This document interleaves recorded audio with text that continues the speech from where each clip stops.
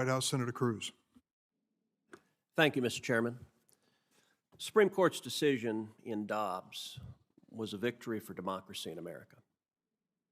Abortion is an issue on which the American people have strong and passionate views and disagree, as the witnesses here at this hearing demonstrate.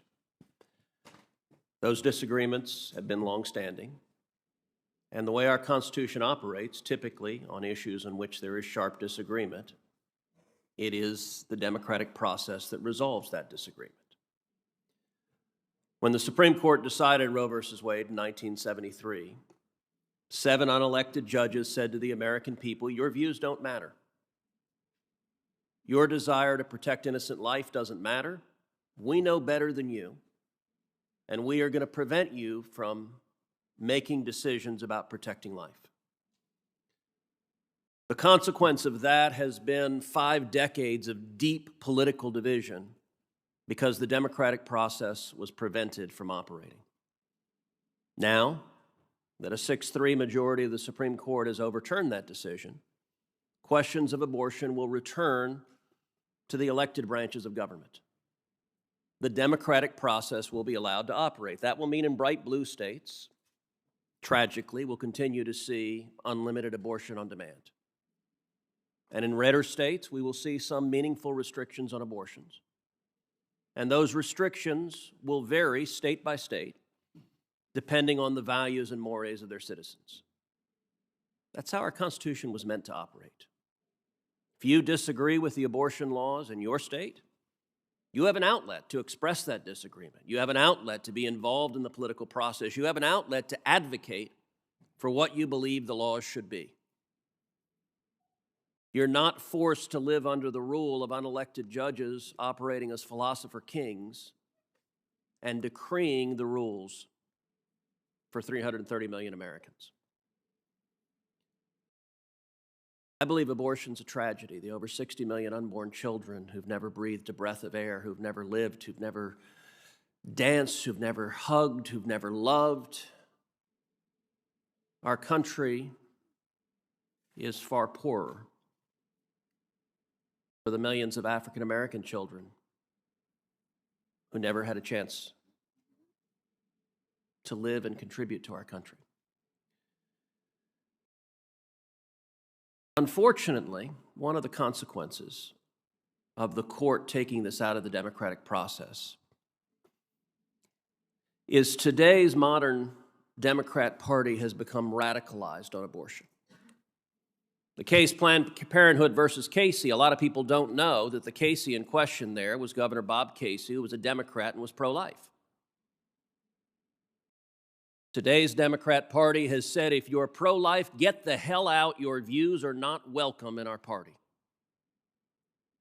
Part of the reason that Democrats in this hearing are painting the Dobbs decision in such apocalyptic terms is they know their view of abortion, which is unlimited abortion on demand up until the moment of birth, partial birth abortion with government funding, with no parental notification and no parental consent, is supported by a tiny minority of Americans. They know that the voters, when given a chance, don't support that radical view.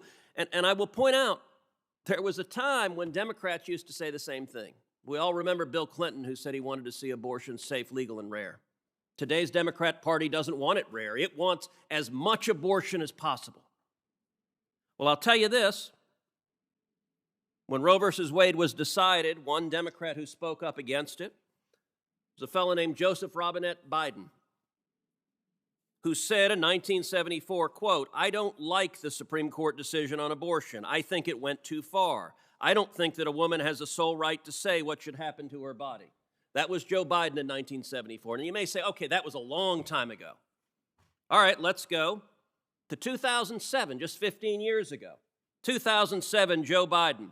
Tim Russert says, you supported that ban on late-term abortions. Biden said, I did, and I do. That was 15 years ago. Just weeks ago, the Democrats in this body voted to strike down every restriction on abortion across this country, including bans on partial birth abortion, and every single Democrat but one voted for it. Now, maybe you might say, you know what, Joe Biden was out of step. Well, there's someone else who had similar views, the chairman of this committee. In a June 1983 letter, the chairman of this committee wrote, quote, "I have clearly studied the issue, abortion in depth, in favor of the Eagleton Amendment, which states clearly that the right to abortion is not guaranteed by the U.S. Constitution. The effect of this amendment will be to return us to the legal environment which existed before Roe v. Wade in 1973, signed Richard J. Durbin, member of Congress." That view continued. In August of 1989, Chairman Durbin wrote, and again I quote, "I believe we should end abortion on demand, and at every opportunity I have translated this belief into votes in the House of Representatives." He continued to say, "I continue to believe the Supreme Court's decision in Roe v. Wade should be reversed." That was the view of a lot of Democrats not that long ago. But today's Democratic Party is afraid of the voters on this issue. What the Supreme Court has done is returned this deeply personal, deeply important, deeply contentious issues to the voters, to let the American people decide. That's democracy. And all of us should be happy about that.